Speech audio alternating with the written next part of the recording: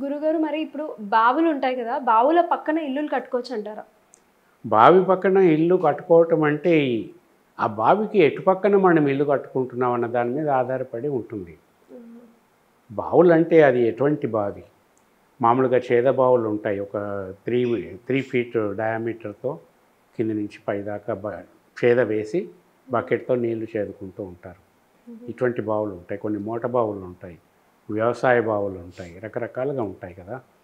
So అటువంటి బావుల్లో వాటి విస్తీర్ణాన్ని బట్టి మనం కట్టుకోవాలా వద్దా అన్నది ఆధారపడి ఉంటుంది. కానీ ఇన్ జనరల్ వాస్తు నియమాల ప్రకారం ఏమిటంటే, మన ఇంటికి ఉత్తరంలో బావి ఉండొచ్చు, తూర్పులో బావి ఉండవచ్చు, ఈశాన్యంలో కూడా బావి ఉండవచ్చు.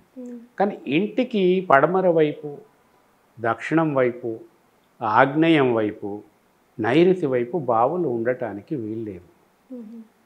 ఇవన్నీ నెగటివ్.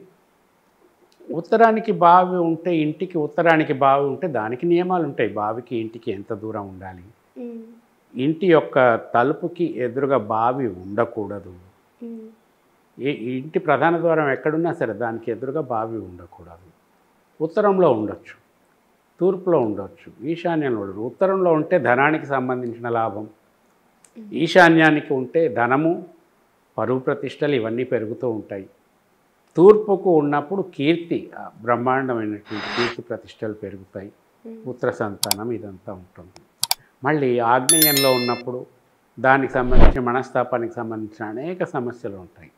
దక్షిణాల్లో ఉన్నప్పుడు అనారోగ్య సమస్యలు బోలెడు ఉంటాయి. నైరుతిలో ఉన్నప్పుడు ప్రమాదాలు, ఇటువంటి అనేక రకాల సమస్యలు ఉంటాయి.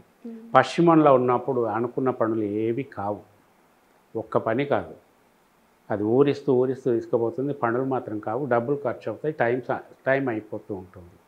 సో ఇట్లాగా శుభాశుభ ఫలితాలు చెప్పబడ్డాయి. వీటిని బట్టి మనం బావి పక్కన ఇల్లు కట్టుకోవాలంటే మన ఇంటికి తూర్పులో బావి వస్తే కట్టుకోవచ్చు, ఈశాన్యంలో బావి వచ్చినా కట్టుకోవచ్చు, ఉత్తరంలో బావి వచ్చినా కట్టుకోవచ్చు. కానీ దానికి కొన్ని నియమాలు ఉంటాయి. మళ్ళీ ఇందాక చెప్పుకున్నట్టు వాటికి సరిపడ్డట్టుగా ఇల్లు కట్టుకుంటే ఫలితాలు చాలా బాగుంటాయి.